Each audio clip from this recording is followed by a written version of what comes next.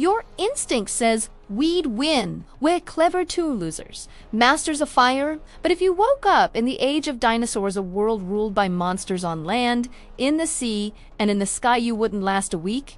Here's why. Think of the Mesozoic world not as a movie set, but as a planet with ecological rules optimized for giant reptiles, predators built for speed, power, and sensing prey across vast distances. Their bodies, their senses, and the very habitats they dominated were not just oversized versions of animals we know today. These were ecosystems shaped by different chemistry, a harsher climate, and unique evolutionary pressures. And in that environment, a human would be tiny, slow, noisy, and incredibly obvious. We're not talking about a movie. We're talking about a planet fine-tuned for creatures that would see us as an easy meal. Let's start on land with the king himself, Tyrannosaurus rex. 6 to 8 tons of pure muscle, bone, and teeth designed to bite straight through other bones. Modern science shows us a predator capable of shocking bursts of acceleration with a bite force that dwarfs any land carnivore alive today. A fit human might sprint at 15 to 20 miles per hour. A T-Rex could close a short gap faster than you could even decide which way to run. And it wasn't a picky eater.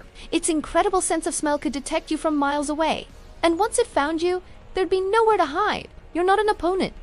You're an appetizer. If a solitary giant wasn't enough, imagine pack hunters. Creatures like Velociraptor or Deinonychus weren't just smart lizards. They were fast, coordinated predators with a lethal combination of speed, a low profile, and those infamous curved claws. They hunted in groups, using ambush tactics and flanking maneuvers to surround their prey. A lone human trying to navigate a forest trail or a rocky slope would be the perfect target. Their low-to-the-ground posture would make them almost invisible in the dense undergrowth until it was far too late. Ambush plus coordination equals a very bad day for you. Now, look up. Thinking a pterosaur is just a big bird is a serious underestimation. Quetzalcoatlus and its relatives had wingspans that rivaled small airplanes. Their eyesight was perfectly tuned to spot movement on the ground from thousands of feet in the air. While they might not have constantly hunted humans, they could easily snatch a small group, conduct raids on your camp, or simply force you out of open terrain and into the jaws of land-based predators. With constant aerial surveillance,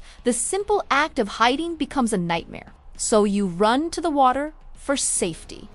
Big mistake. The Mesozoic oceans were patrolled by Mosasaur's aquatic apex predators reaching 15 meters in length. Essentially built like an underwater T-Rex, they were fast, immensely powerful, and perfectly at home in a world where humans are clumsy, slow swimmers. Crossing even a short channel between islands would be a suicide run. The moment you enter the water, you're in their territory, and they hunt from below with terrifying efficiency. It's not just the predators.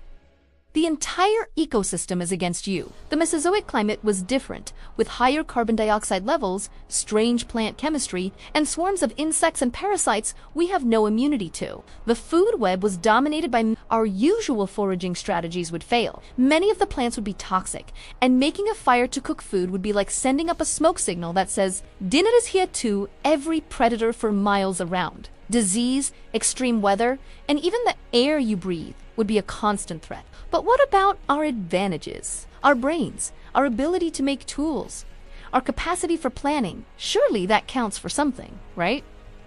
Yes, but scale matters. Our technology needs time and resources to develop. A small stranded group might be able to fashion some crude spears or set simple traps, but the constant, overwhelming danger from the air, from pack hunters on the ground, and from the sea means you'd always be on the run, never able to settle down. Even building a fortified village would be nearly impossible. You need metal, agriculture, and a food surplus of things that are incredibly hard to establish when the entire ecosystem is built around giant herbivores and the mega carnivores that hunt them. Okay, let's change the scenario. What if we arrive with modern technology?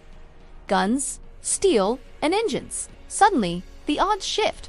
Firearms and vehicles could certainly even the score. But even then, survival is far from guaranteed. Fuel supply lines are vulnerable. Aircraft would be helpful but limited by weather and the sheer difficulty of maintaining them. Our medicine would combat diseases, but it can't fix the fundamental ecological mismatch. The key point is this.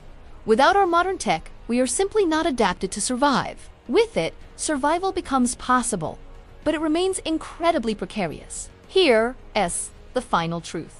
The age of dinosaurs produced creatures designed by millions of years of evolution to dominate their world. Their speed, size, bite force, and senses made them the undisputed apex predators of their time. Humans evolved much later with a completely different toolkit suited for a different world. Endurance running, sweat cooling for chasing small game, and passing knowledge down through generations. If you put us back into the Mesozoic, the rules of the environment simply do not favor us. In short, we would be prey biologically, ecologically, and statistically. This thought experiment might crush our heroic fantasies, but it teaches us something valuable. It shows how evolution perfectly sculpts life to fit its environment, and it reveals just how fragile our own success story really is. It's not just about having big brains. It's about being in the right place at the right time. The dinosaurs didn't fail. We just succeeded after they were gone.